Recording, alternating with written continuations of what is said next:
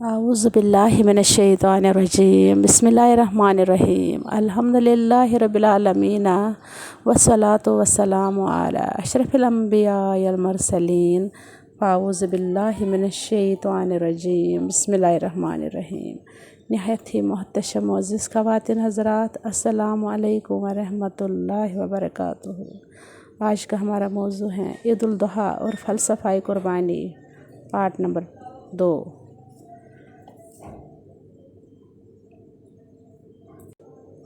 ایک طرف تو باپ 13 سال بیٹے کے سامنے اس سے ذبح کرنے کی بات بڑی صراحت کے ساتھ کرتا ہے اور اس کے رائے معلوم کرتا ہے، اس لیے مستقل شخصیت اور ارادے کی آزادی کا قائل ہوتا ہے۔ وہ ہرگز اپنے بیٹے کو دھوکے میں نہیں رکھنا چاہتا، وہ اسے اندھیرے میں رکھ کر امتحان کے اس عظیم میدان میں آنے کی دعوت نہیں دیتا۔ وہ چاہتا ہے کہ بیٹا بھی اس عظیم آزمائش میں پورے دل کے ساتھ شرکت کرے اور باپ کی طرح تسلیم و رضا کا مزہ چکھے۔ وہ چاہتا ہے کہ رہتی دنیا تک اس عظیم واقعے کی یادگار میں بیٹے کا کردار بھی سامنے آئے، تاکہ واقعہ قربانی صرف کارنامہ ابراہیم علیہ السلام نہ رہے بلکہ کارنامہ اسماعیل علیہ السلام بھی قرار پائے۔ دوسری طرف بیٹا بھی یہ چاہتا ہے کہ باپ اس عزم و ارادے میں پکا اور مضبوط رہے۔ یہ نہیں کہتا کہ مجھے ذبح کر دے، بلکہ کہتا ہے جو آپ کو حکم دیا گیا ہے اس سے بجا لائے۔ اس امر و فرمان کے سامنے سر تسلیم خم کرتا ہوں۔ خصوصاً باپ کو یا ابتے کہہ کر مخاطب کرتا ہے کہ مجھے صابرینوں میں پائیں گے۔ آخر وہ حساس لمحہ آن پہنچا جب فرمان الہی کی تکمیل ہونا تھی۔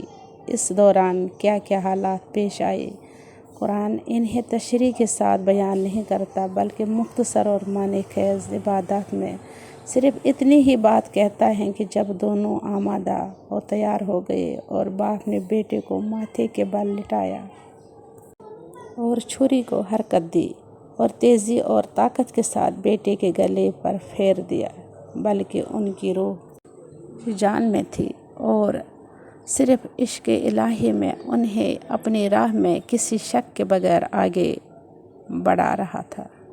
لیکن تیز دھار چھری نے بیٹے کے لطف نازک گلے پر معمولی سا بھی اثر نہ کیا۔ حضرت ابراہیم علیہ السلام حیرت میں ڈوب گئے، دوبارہ چھری کو چلایا، لیکن پھر بھی کارگر ثابت نہ ہوئی۔ ہاں، خلیل علیہ السلام کہتے تھے کہ کاٹ، لیکن پروردگار ذوالجلال حکم دے رہا تھا کہ نہ کاٹ، اور چھری تو صرف اس کی فرما بردار ہے۔ بیٹے کو اپنے ہاتھ سے ذبح کرنا، وہ بھی نیک اور لائق بیٹا جس کی انتظار میں ایک عمر گزاری ہو، آسان کام نہیں ہے۔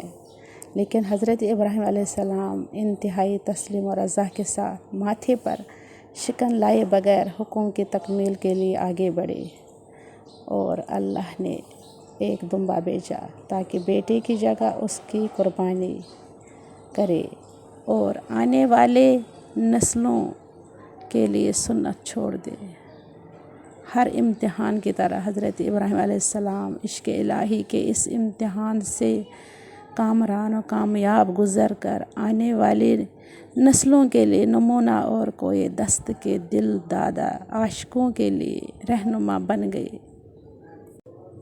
قربانی اسماعیل علیہ السلام سے لے کر قربانی امام حسین رضی اللہ تعالیٰ عنہ تک اطاعت الہی اور عشق حقیقی کے لازوال نمونے ہمیں یہ درس دیتے ہیں کہ اللہ کے حکم کے آگے دنیا کی تمام دولت، جاؤ چشم، رشتہ ناطے بے معنی ہو جاتے ہیں۔ منسلک عشق کے راہی اپنا سب کچھ اس کی راہ میں لٹا کر ہی خلیل اللہ ہونے کا شرف حاصل کرتے ہیں۔